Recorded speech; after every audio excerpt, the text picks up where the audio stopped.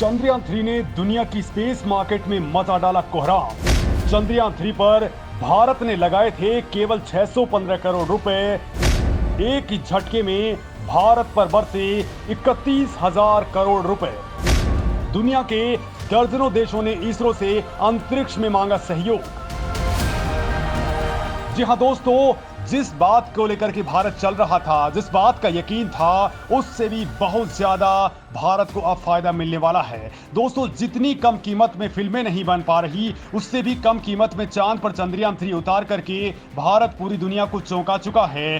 दोस्तों, ये पूरा का पूरा खेल इसरो वैज्ञानिकों के जीनियस माइंड गेम का है। और दोस्तों, अब भारत के स्पेस प्रोग्राम में एक साथ दो बड़े गेम एक साथ हुए हैं। एक है जियोपॉलिटिकल, जिसकी फील्डिंग टीम मोदी ने की है, तो दूसरा है एस्ट्रोपॉलिटिकल, जिसकी फील्डिंग इसरो वैज्ञानिकों ने की है। और बदले में अब जियो इकोनॉमिक्स पर भारत का डंका बुलंद हो चुका है।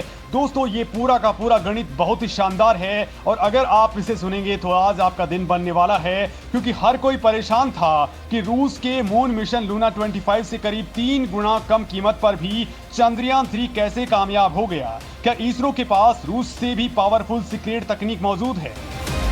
इसरो के सेंटर्स पर कभी बैन लगाने वाले अमेरिका की नासा क्यों इस बार जी जान लगा रही थी और अब 615 करोड़ रुपए लगा करके भारत ने केवल 2 दिन में ही कैसे 31,000 करोड़ का खेल कर डाला है। दोस्तों, वीडियो पर बने रहिए क्योंकि मामला बहुत ही जानदार है और ये आपको इसरो वैज्ञानिकों पर गर्व करने को मजबूर कर देगा। दोस्तों, इसरो वैज्ञानिकों की इस मेहनत को लेकर के आप क्या कुछ सोचते हैं, कमेंट करके जरूर बताइएगा। साथ ही दोस्तों, वीडियो अगर आपको अच्छा लगे तो इसे शेयर करना बिल्कुल भी ना भूलें।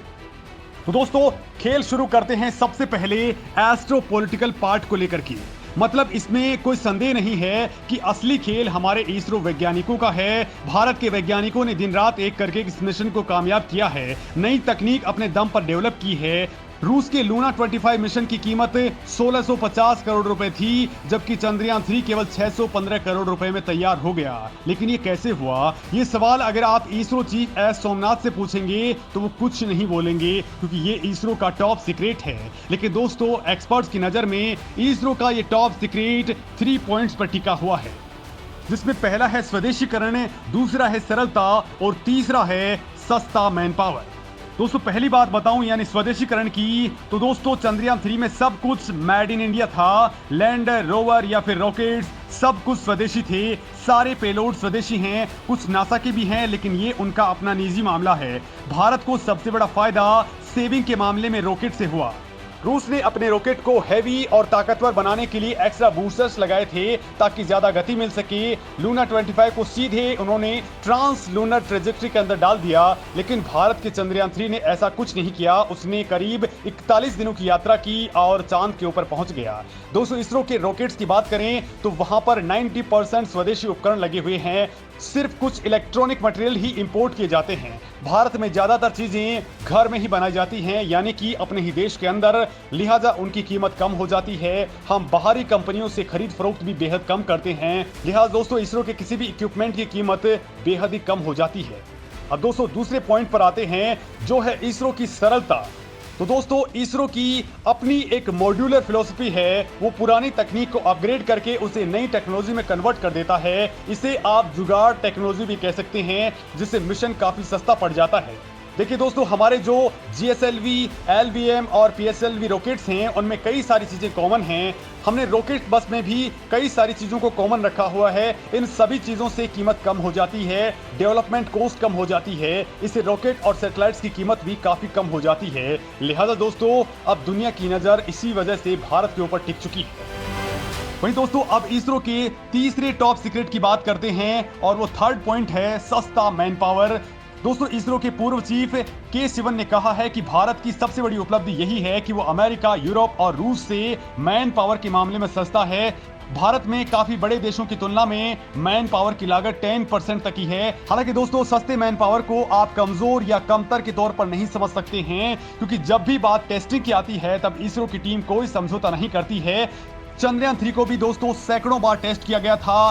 क्रेन से और हेलीकॉप्टर से गिरा करके भी देखा गया था और इसका भयानक लेवल पर रिस्क एनालिसिस किया गया था। यानी दोस्तों हमारे इसरो वैज्ञानिकों ने हर तरीका लगा करके बहुत ही कम कीमत और उपलब्ध संसाधनों में सफलता हासिल की है। और दोस्तों जहां दिक्कत आई वहां टीम मोदी ने मोर्चा खोल दिया है और वो है जियोपॉलिटिक्स का। दोस्तों चंद्रयान 3 के मामले में आपने देखा होगा कि आखिरी क्षणों में जो बात हो रही थी वो सबसे काम की बात थी, वो थी लाइव सिग्नल और ट्रैकिंग की बात कि ये बिल्कुल ब्रेक नहीं होने चाहिए। और दोस्तों ये बहुत महंगा सौदा होता है क्योंकि इसके लिए धरती के ऊपर बहुत बड़े बड़े एंटीनास लगाने पड़ते हैं, पूरा का पूरा नेटवर्क डेवलप करना पड़ता है और इस मामले में दुनिया का सबसे बड़ा बॉस है अमेरिका।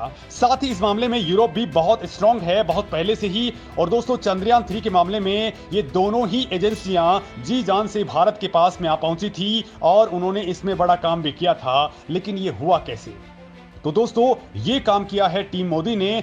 मोदी ने इन तमाम देशों के साथ में बहुत सारी डील्स की हैं, बहुत सारी रणनीतियां इस्तेमाल की हैं जिनसे ये भारत के पाले में आकर के खड़े हो चुके हैं। और जब मौका आया तो ये एजेंसियां इसरो के सपोर्ट में आकर के खड़ी हो गई हैं। मतलब दोस्तों यहां पर बड़ा गेम टीम मोदी ने किया है।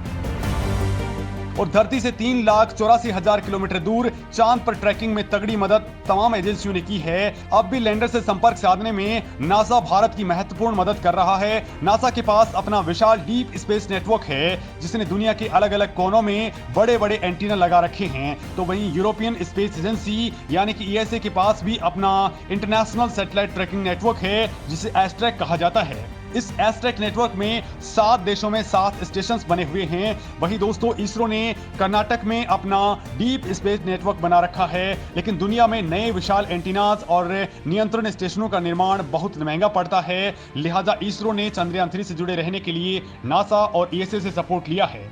और इसके बाद ही दोस्तों भारत वहां पर लैंड करने में कामयाब रहा है। और अब दोस्तों भारत के लिए चंद्रयान 3 डॉलर्स की बरसात करने वाला साबित हो गया है। मतलब दोस्तों अब जियो इकोनॉमिक्स का तड़का भी भारत के अंदर तगड़ा धमाल मचा रहा है।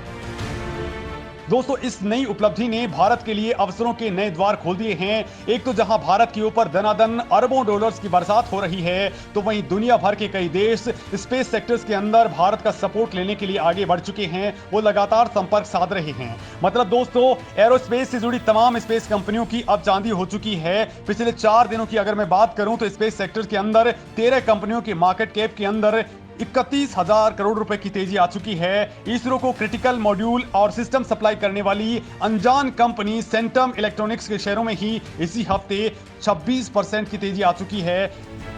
इसी तरह दोस्तों एवेंटेल, लिंडे इंडिया, पारस डिफेंस और भारत हेवी इलेक्ट्रिक्स के शेयरों में भी दोहरे अंकों में तेजी आई है। चंद्रयान 3 मिशन में योगदान देने वाली कंपनियों की लंबी फहरिस्त है। इसमें कई सरकारी और प्राइवेट कंपनियां शामिल हैं।